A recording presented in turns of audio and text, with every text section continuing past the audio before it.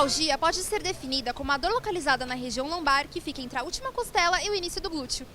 Pessoas de todas as idades podem sofrer com as dores da lombalgia. O senhor trabalha muito tempo sentado? A maior parte do tempo. Eu dirijo. Muito tempo. Pelo menos 90% do tempo eu estou sentada. Sim, trabalho. E você tem muita dor na lombar por conta disso? Bastante, principalmente agora, depois da gravidez. Às vezes incômodo, mas faço exercícios regularmente, então não sinto muito. Tenho muita dor lombar, sim.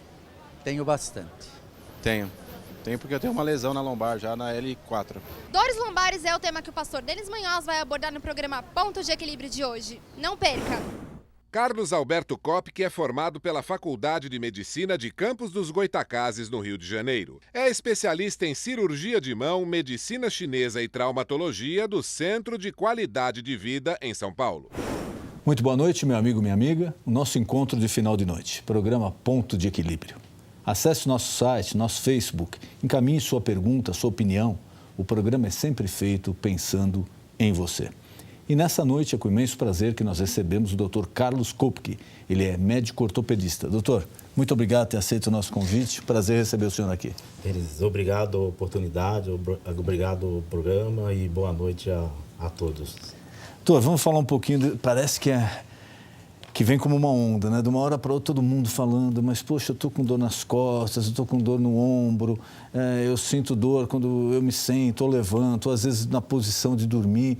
Parece que os problemas de lombalgia, problema da coluna, têm afetado mais a população agora. Tem algum motivo específico para isso, doutor?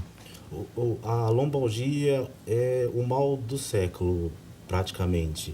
Em termos de queixa, de dor, de limitação, hoje a lombalgia só pede para a cefaleia, que seria a dor de cabeça. Dor de cabeça. Então, a lombalgia ela é uma dor lombar, que às vezes pode irradiar ou não. Está ficando mais frequente, mais cotidiana e causando um maior índice de sequelas e indenização na população geral. Temos uma prevalência, um acometimento mais frequente do adulto jovem, uma faixa de 30 a 40 anos, e do adulto jovem nós temos uma prevalência maior no sexo feminino hoje. A lombalgia, então, ataca mais as mulheres? Ataca mais as mulheres na faixa dos 30 a 40, porque geralmente são relacionados à dupla jornada. Então, geralmente, ela faz a jornada cotidiana, 8, 10 horas, e em casa ainda vai fazer uma jornada... Ainda tem o trabalho da casa para fazer. Casa. Então, um fator agravante dentre os demais fatores é muito tempo em pé, muito tempo no exercício extenuante em termos de carga horária. A lombalgia em si, o que caracteriza a lombalgia? Quais são os primeiros sintomas? Onde a pessoa pode notar que já tem algum problema? Geralmente, a lombalgia não existe faixa etária. Existe hoje, é muito marginalizado. Você fala, estou com lombalgia. Na sociedade, você fala assim, tá fingindo, tá querendo simular uma coisa. Mas hoje é um maior índice de sequela em termos de doença, porque tem criança hoje com quadro de lombalgia, geralmente na faixa etária dos 10 anos, a gente pega muito frequente crianças com dores lombares e o pai passa, pegou um peso. Vai ver, a criança sofreu um trauma no esporte, no colégio, um trauma na atividade física e fez uma lesão óssea, que a gente chama espondilose, fez uma lesão traumática do disco vertebral. Lombalgia se caracteriza por uma dor na região baixa da coluna. Existem vários nomes, lombago, ciática, dor de nervo, dor nas costas, torcer o nervo. Quer dizer, o ciático é uma espécie de lombalgia. É uma subdivisão da lombalgia na qual eu tenho um acometimento do nervo que vai descer até o pé. Então, eles falam que é uma irradiação. Geralmente, fala dor, começa na coluna e vai até o pé. A lombalgia clássica, mais frequente, vai da coluna até o bumbum, que a gente chama de lombalgia mecânica postural. É aquela que não tem causa, mas dá muita dor. E chega a limitar, incapacitado em termos de dor e da atividade física, assim. A faixa etária, fora a criança, nós temos também a parte do adulto, que aí vem a parte do trabalho, a parte da postura, a parte do estresse. E o idoso, que vem a parte degenerativa e vem as doenças secundárias. Nós dividimos lombalgia assim, aquela que tem causa e aquela que não tem causa, que seria a primária e a secundária. A primária, existe um fator específico da coluna e secundário uma outra patologia. Quer dizer, as pessoas às vezes já podem nascer com esse problema. Pode, congênito, existe o fator congênito, a maioria hoje, assim, uma frequência devido à medicação, uso frequente de drogas em mulheres, o crack, nasce com muita malformação congênita e geralmente doenças graves, como mielomeningocele, que um segmento inteiro da coluna não forma e a criança é paralítica do umbigo para baixo, geralmente. São quadros graves, assim, sequelentes. A criança tem braço normal, cabeça normal, inteligência normal e uma limitação severa em termos de qualidade de vida. E a gente praticamente condena uma família a viver em função desse menor, assim. E os pais, por exemplo, às vezes a criança apresenta, como o senhor falou, né? Pai, a primeira reação é falar, pegou um peso, deu um mau jeito, etc.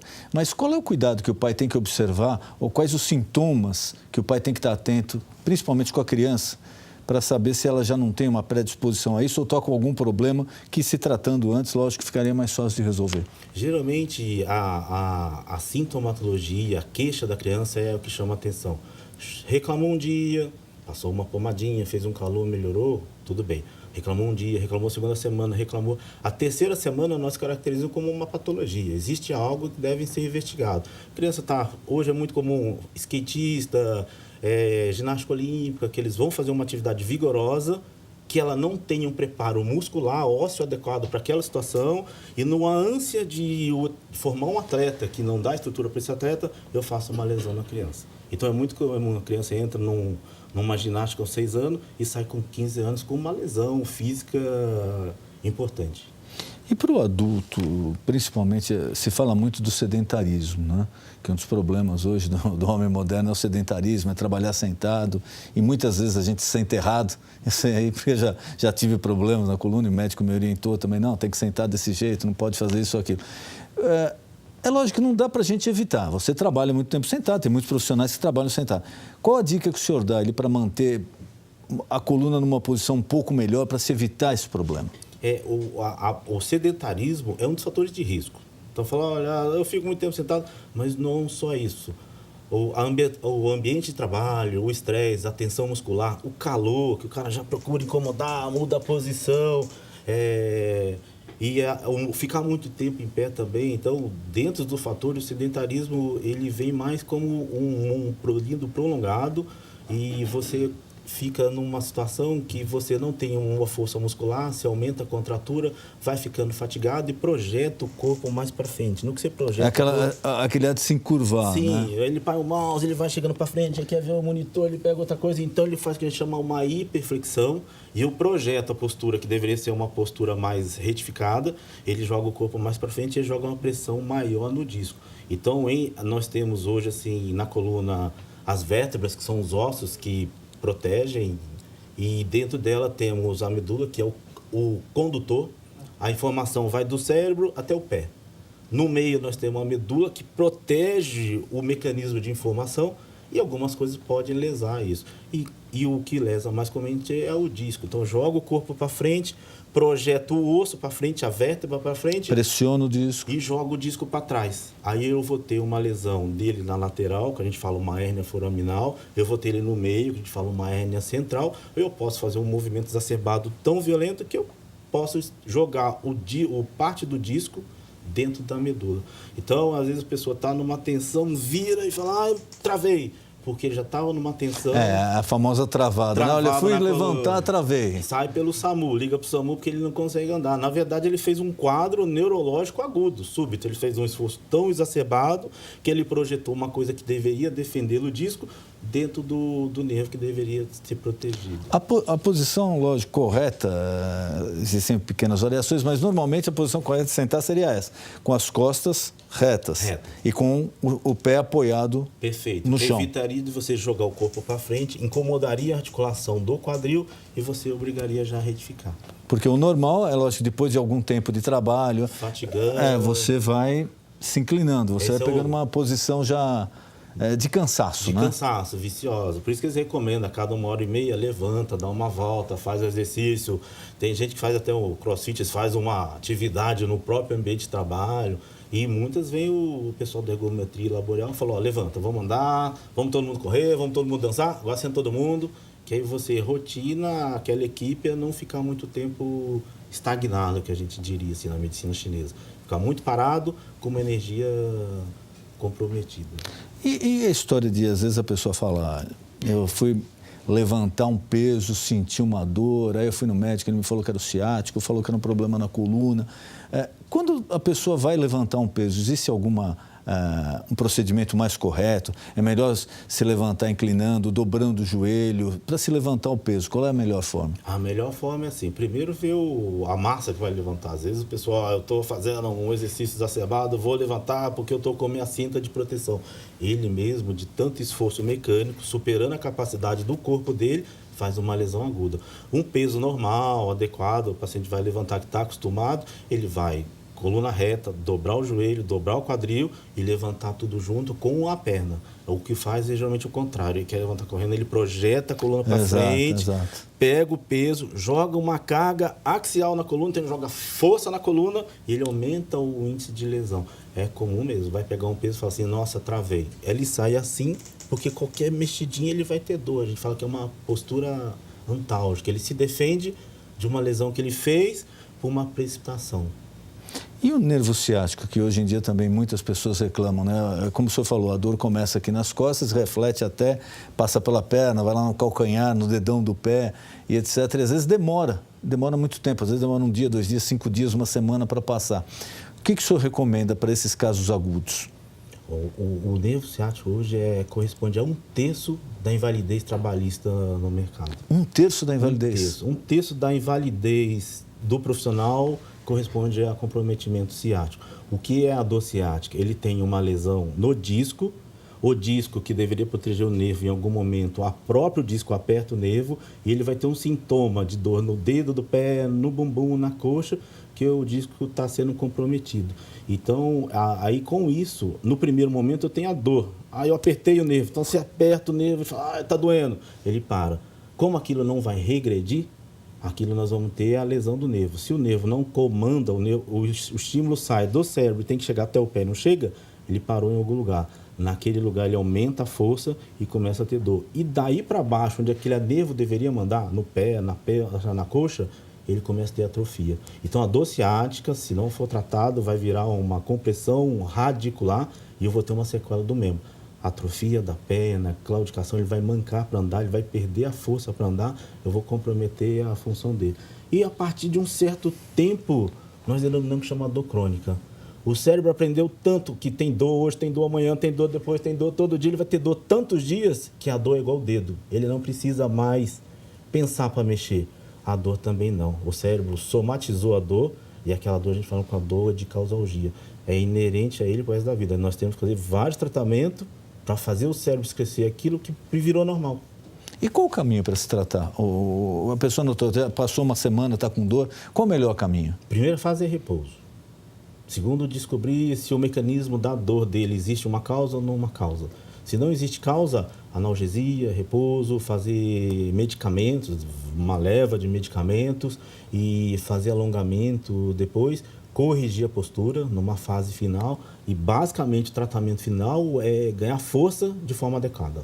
Muitas vezes eles treinam muito, eu quero ganhar abdominal, quero ganhar isso, e esquece de fortalecer para vertebral, esses exercícios assim. O senhor fala ganhar força, seria reforçar a musculatura, em volta, próxima. Nós trabalhamos assim, para você esticar um braço, eu tenho um músculo que faz ação, agonista, aquele que segura para o braço não ir muito para frente, o antagonista, e aquele que me equilibra o braço para cima e para baixo, para nem subir, que são os sinergistas.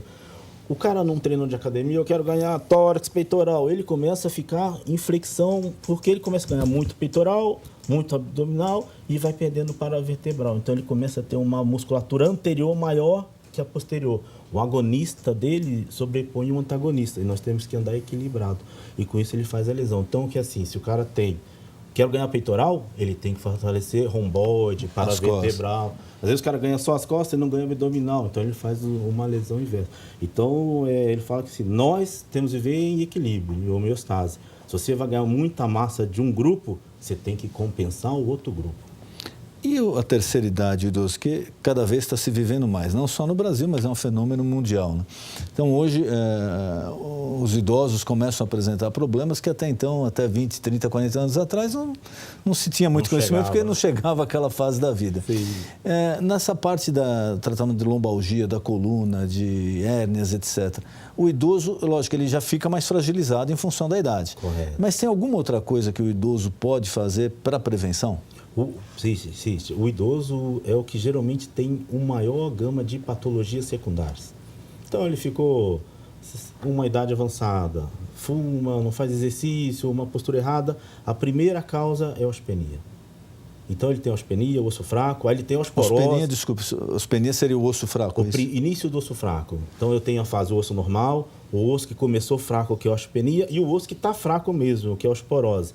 Então, o nosso osso é 2 pilares e um monte de trabéculas. Então, a osteopenia diminui a trabécula, a osteoporose some o trabéculo. O paciente vai dar um espirro, faz uma fratura. Então, você vê o paciente, o idoso, quanto mais idade, mais corcunda. Fala, a vovó está ficando corcunda, a vovó está ficando corcunda. Mas não é verdade, não. Ela está fazendo uma fratura patológica por uma falta de diagnóstico, e com essa fratura patológica ela vai ter uma dor lombar e vai ter um comprometimento neurológico. Quer dizer, essa inclinação do idoso... É fratura, é doença. Já é uma fratura? É uma fratura patológica. Existe uma doença prévia que está sequelando esse idoso, ele vai ter uma corcunda. Minha avó está corcunda. Só que com isso ele está aumentando a flexão da coluna, está comprometendo. Aí vai ter 2 fatores. Ele tem o nervo doente que apertou, e quando o nervo aperta há muito tempo, ele vai perder o que a gente chama de defesa, a propriocepção. Quando você põe o pé no chão, você não precisa pensar com o seu pé no chão. A informação já chegou, voltou pela coluna, o cérebro já respondeu a força que você tem que pisar. O idoso perde isso, por isso que ele cai.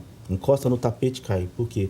Perdeu a propriocepção, porque ele já tem uma lesão neurológica de uma fratura patológica, de uma osteoartrose, de uma neoplasia, de um distúrbio muscular grave. A fatores associados, hipertensão pode causar uma maior perda da sensibilidade, diabetes compromete o nervo. Então, vem várias doenças que vão fazer o idoso trabalhar mal a orientação do corpo dele. E qual a dica aí para o idoso? O que ele pode fazer para amenizar isso? Atividade física adequada, fazer um alongamento e corrigir as doenças de base. Ele tem osteoporose, vai tratar a osteoporose. Tem que ter uma atividade física que não vai ter um impacto. Então, hidroginástica, natação, e atividades que melhoram a propriocepção dele. Yoga, que ele vai fazer uma atividade que ele vai fazer, minha cabeça está aqui, meu braço está aqui, porque para o idoso, ele não tem a sensibilidade, às vezes, uma idade mais avançada, de força que ele está usando. Então, ele vai, eu consigo isso. Ele quer se superar, ele acaba se machucando. Mas hoje, o tratamento é, no final, ganhar força. Mas até chegar lá, remédio, alongamento, repouso, imobilização, fisioterapia, acupuntura, RPG, hidroginástica, para ele chegar à fase final, que é um grupo muscular adequado para uma atividade diária. O alongamento tem sido agora utilizado até com atletas profissionais, antes e após a atividade física. Qual a importância do alongamento? Ele é tão importante assim mesmo? Sim, nós é assim, o músculo, o pessoal, existe ciclos de carga, eu quero ganhar massa, eu vou fazer um esporte. Pula muito, então ele ganha flexores. Fica tão forte, ele perdeu o outro grupo, os extensores. Então, o que você faz? Você alonga o flexor para ele reequilibrar. Nós somos um equilíbrio. O que vai, o que volta é aquele que ajuda. Ajuda 2, o que vai é 1, o que volta é outro. Se ele ganha 1, alguém vai perder. Então, o alongamento ele ajuda a equilibrar esse grupo muscular, essa articulação. Então, assim, o alongamento hoje é fundamental. Só que você não adianta alongar um músculo que já é forte e não fortalecer o antagonista. Então, eu tenho que reequilibrar. Eu vou alongar um flexor e vou fortalecer um extensor. A gente tem que viver pelo equilíbrio. E acontece o contrário. Eu preciso de pular. Ele vai ganhar muito o flexor da coxa, muito a panturrilha, mas ele não ganha lombar, ele não ganha a partes extensoras. Então, ele perde muito. Aí você vê aquele paciente com um tórax enorme e uma perna muito fina, porque ele não desenvolveu um equilíbrio geral. Então, por isso que, pessoal, hoje o intuito é assim, homeostase, ele tem que se garantir geral em termos de recuperação. Nós temos observado algumas escolas, até parece que chegaram a proibir, nos Estados Unidos já tem até, acho que lei específica contra isso. A história da criança que vai, adolescente ou criança que vai à escola e leva aquela mochila enorme nas costas, carregando aquilo lá com um caderno, com material escolar, etc. Algumas escolas, inclusive, têm proibido isso, têm pedido aos pais que providenciem aquela mala com uma rodinha para a criança ir puxando. Isso já é um processo que já vai danificando a coluna? Vai. Ou assim, você pensar, a média geral, cabeça pesa 5 quilos, o tórax pesa 10 quilos, aí você ainda joga mais 5 quilos na coluna. Então, assim, se você põe na coluna, você tem um lastro para trás. Você é obrigado a compensar esse lastro para frente. Então, sobrecarrega um grupo muscular para frente. Se põe na frente, ele tem que compensar o lastro para trás. Então, o desequilíbrio, então você põe para uma criança de 15 anos, de 15 quilos, 20 quilos, um peso de 5 quilos. Então, eu causo uma lesão pela força, pelo desequilíbrio muscular. Atualmente, a tendência, num país adequado, eles têm uns armários, tem um armário. Fora isso, é levar a rodinha. Vai convencer o adolescente a levar uma bolsa de rodinha? Não, realmente é complicado. Só sabe quem tem filha. Não está na moda, etc. Eu quero a minha mochila. Uma marca, ela até leva 1, 2 dias, pega o bichinho, depois não leva mais. Mas às vezes a gente vê, né, adolescentes, ou até crianças saindo totalmente torta, porque joga a mochila de um lado, inclina para o outro. Isso, e é meio da tribo, né? Uma alça só, joga o corpo para um lado, sobrecarrega um grupo muscular, joga a postura. Então, eles fazem como identificação de um grupo. E o correto seria assim, já que vai levar, então divide um peso para lá, depois passa para frente, entendeu? Tentar reequilibrar em termos de coluna, alternar. Mas é muito difícil, porque geralmente eles levam 4, 5 livros de peso. Peso, exatamente. Enorme, entendeu? Assim, hoje lombalgia é um problema de saúde pública. Não, porque o senhor falou de 1/3 da... De indenização. 80% dos adultos têm lombalgia. Da faixa etária, 80% do grupo feminino tem comprometimento neurológico. Eu estou falando já de indenização, aquela que passou no tribunal, no superior, o INSS recorreu, o perito recorreu e esse cidadão ganhou indenização. Quer dizer, já seria um caso praticamente irreversível. Irreversível, já está como sequela. Então ele fala assim, eu consigo ter uma vida, mas eu não tenho uma vida adequada àquele perfil. Aí entra na readaptação, mas mesmo assim ele tem um custo social enorme, assim, esse paciente. Nessa parte do trabalho que o senhor está falando, então o ideal seria a cada hora e meia, a pessoa que trabalha muitas horas sentada. A pessoa dá uma levantada, alongar um pouco, circular. Esse é o caminho. Existem pessoas que levantam, faz um abdominal, faz uma flexão, faz um alongamento. Só o ato de levantar, de tirar aquela tensão muscular, de sair do calor, porque o calor é um fator de risco. O ambiente de trabalho, meu chefe está aqui me buzinando. E o estresse também colabora para isso? Muito, muito. Hoje, além do estresse que eu tenho, um maior tônus muscular, o cara está tenso, está trincando os dentes, bruxizo, que está, eu vou morder meu chefe, eu vou matar meu chefe. Além dessa situação, ele aumenta o tônus muscular. Então, assim, ele tem uma postura inadequada, ele tem uma atrofia muscular, ele joga mais peso em cima, aí faz. Então, hoje eles acreditam que o ambiente de trabalho é fator de risco. Calor é fator de risco. Estresse é fator de risco. Ansiedade é fator de risco. Brigou com a mulher em casa, chega no trabalho mordendo, é um fator de risco. Então, eles falam que o quadro psicossomático, a situação mental dele, com relação ao corpo dele, é um agravante para a coluna, de um ponto dele chegar a fazer uma lesão de tanta tensão muscular. Às vezes o cara está tão estressado, ele quebra os dentes, que é marfim. Eu conheci esse caso, uma pessoa que trincou o dente. Sim, você vê o bruxismo, o cara, mordei meu chefe. Ele chegou a trincar o dente. Todo, falam fratura, ele tem que usar protetor, porque assim, se ele para dormir, que é o maior momento de relaxamento, ele tem que usar um protetor, imagina a coluna durante dele, o dia, que não acordado. tem proteção.